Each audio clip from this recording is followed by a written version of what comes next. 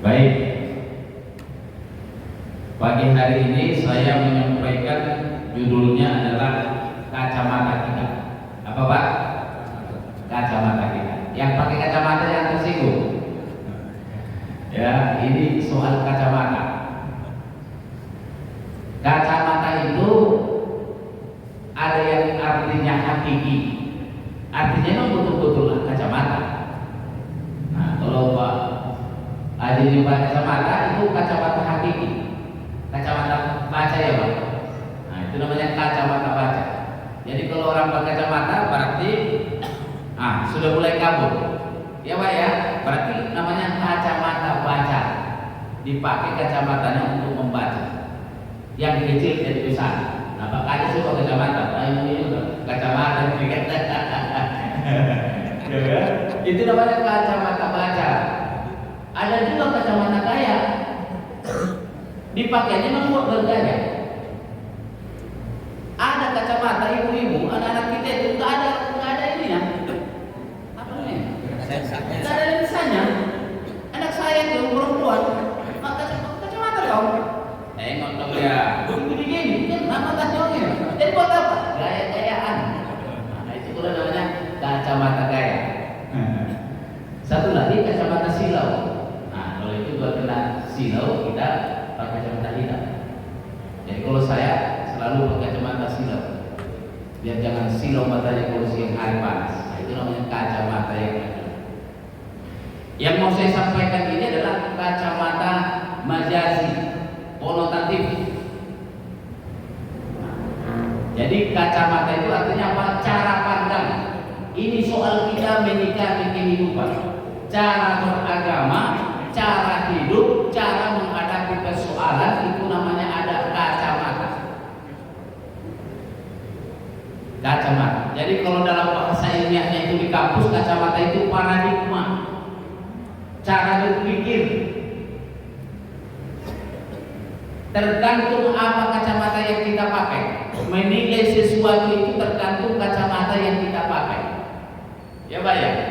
Kalau kita berdiri di depan begini melihat ke sudut, pasti yang kita lihat itu sempit.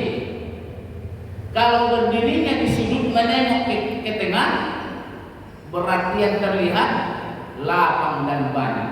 Nah, berarti cara dan tempat kita memandang mempengaruhi apa yang kita lihat. Jadi pagi ini ngajinya bukan ngaji kitab kuning, saya udah bisa dari kuning. Kalau saya mah ngajinya ngaji alam.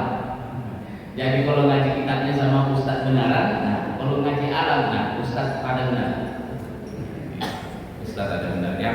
Kalau nanti bisa di-download, dilihat di Hikmah Republika, sudah saya tulis tentang ini. Itu ada 4 macam.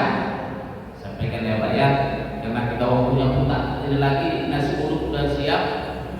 Nah, jadi nggak lama-lama ini, singkat-singkat saja. Ada 4 macam kacamata. Cara pandang namanya. Ingat ya Pak ya Ibu ya. Kacamata apa yang kita gunakan mempengaruhi kehidupan kita. Bagaimana kita melihat persoalan tergantung kacamata. Yang pertama ada namanya kacamata raja. Kacamata raja. Kacamata raja artinya apa? Penguasa yang menggunakan cara pandang sesuai dengan kekuasaannya. Dan siapa saja yang punya kekuasaan bisa menggunakan kacamata raja, mulai daripada yang paling rendah sampai yang paling tinggi. Yang paling rendah penguasanya siapa Pak? Di bawah RT? Main RT aja, di bawah RT apalagi yang punya kuasa. Kalau di rumah siapa penguasanya? Suami. Bininya. Kata Pak Kades bini yang bisa juga. Jadi kalau yang di rumahnya penguasanya adalah bini, berarti dia pakai kacamata raja. Pokoknya abang kalau berangkat pulang jam 7, nggak mau tahu aku. Gaji seragin. Itu namanya kacamata raja. Jadi kalau suami yang jadi raja, pakai kacamata raja juga dia. Pokoknya malatannya begini, nggak mau tahu aku. Ini 1, 2, 3. Itu namanya kacamata raja. Dari situ ada RT. Kalau RT bisa pakai kacamata dibikinnya peraturan. Pokoknya setiap tanggal 1 kumpul dengan ku coret dia dari belakang. Mati kita. Kumpulnya dia jauh ya. Di atas RT, RW bisa kacamata aja. Iya kan? Dibikinnya peraturan juga di RW ini setiap malam Jumat kita ngaji, yang tidak ku pecat dari RT. Di atas RW kadis bisa jadi pakai kacamata aja. Bikin peraturan yang melanggar hukum, nggak mau tahu, harus begini Pak Kades, begini, nggak ada cerita, pokoknya patuhi kacamata aja sampai kepada presiden, dari desa, kecamatan, bupati, wali kota, gubernur, menteri, presiden, siapapun bisa bikin kacamata. Bahayanya kalau tidak sesuai dengan dia, dihukum, disiksa, diazab. Kita yang generasi, kalau Pak Haji udah generasi kolonial kayaknya kan, sempat hidup masa Bung Karno banyak. Coba, Bung Karno pakai kacamata raja. Artinya apa? Dia bikin aturan, dia bikin keputusan yang tidak ada hukum pengadilannya, tapi orang disiksa. Tahu Buya Hamka Pak? Tahu Buya Hamka?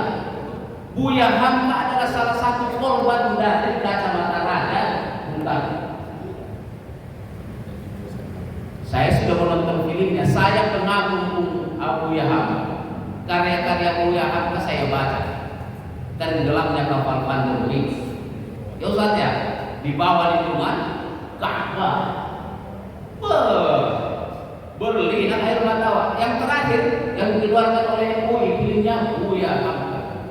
Menonton bagaimana Buya Hamka difitnah oleh Pramudia Anantatur dari golongan PKI, mengatakan bahwa Buya Hamka berkhianat terhadap bangsa, dan Buya Hamka ditangkap dan dipenjara di Sukabumi kurang lebih 2 tahun lebih tanpa pengadilan. Ya oke, tanpa pengadilan.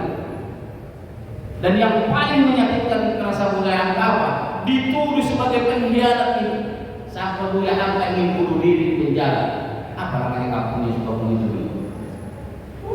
Mau digoreng, mau disayat sama dia. Aku bisa lebih baik aku mati daripada aku dituduh sebagai pengkhianat bangsa. Mau disayat sama dia sama sih. 2 tahun lebih di penjara Buya Hamka tanpa pengadilan. Itu karena menggunakan kacamata raja. Rajanya namanya Bung Karno. Tapi memang betul-betul lah Buya Hamka ulama berhati lapang. Waktu Bung Karno meninggal, datang putusan dari istana, dari ini, minta apa? Ada pesan dari Bung Karno. Apa pesannya? Kalau aku mati, yang jadi imamnya tolong Buya Hamka. Datang ke Buya Hamka, dan Buya Hamka, para ulama, para sahabat itu bilang apa ke Buya Hamka? Jangan Buya, dia sudah menyiksa, sudah menghukum Buya penjara Buya tanpa ada pengadilan. Jangan sholat ini. Kalau awak juga sama itu kan. Kalau baca aku digituin. Kalau kita doain cepat mati ya kan. Kalau Buya Hamka bilang apa? Dan dia datang sebagai imam sholat jenazahnya Bung Karno. Dan Buya Hamka adalah korban dari kacamata raja.